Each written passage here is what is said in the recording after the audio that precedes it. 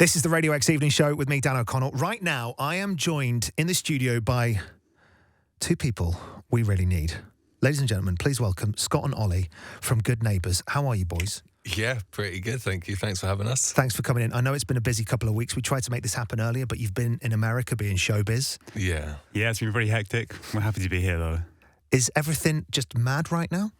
Yeah, I think we're trying to catch up with ourselves. Yeah. Because obviously the song is doing its thing out in the ether, and we're kind of chasing the song that we made.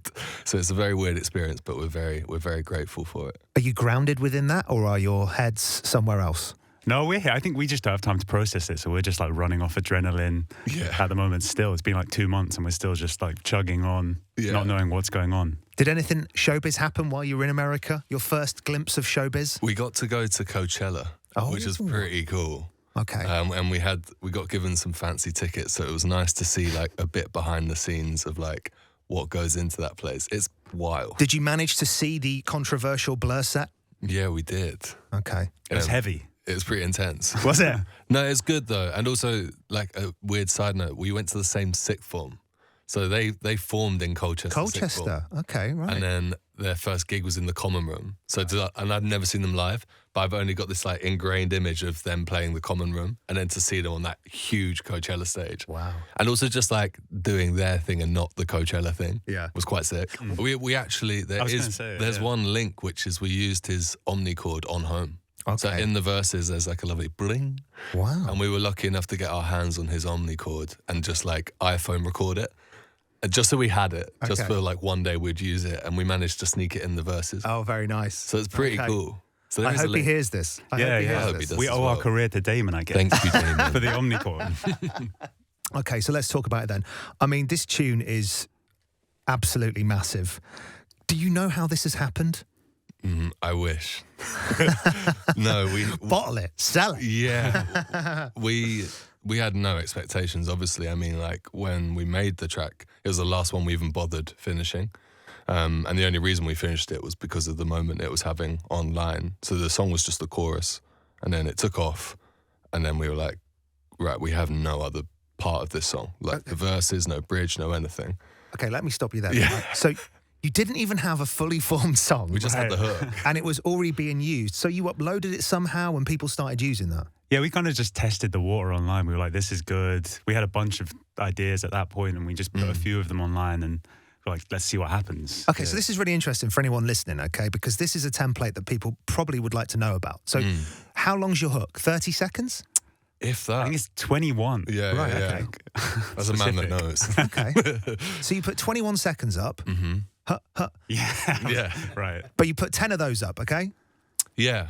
And then this is how we've ended up in this situation. So then you start seeing the feedback, you start seeing what people are interacting with, and then you've gone, oh, okay, so then maybe we do need to do something with this. Is that essentially what's happened? Yeah, it's like a live litmus test of the song, which is pretty cool. It was all in like 3 days as well. Like it took 3 days for it to snowball and for us to finish the song as well. So you posting these on streaming platforms first, these hooks? No, this was going out on TikTok and like Instagram. And then as soon as we saw like the spike in the one video that was using Home as the sound, we were like, we definitely need to just go in, finish it. And because everyone was like, when's this on Spotify?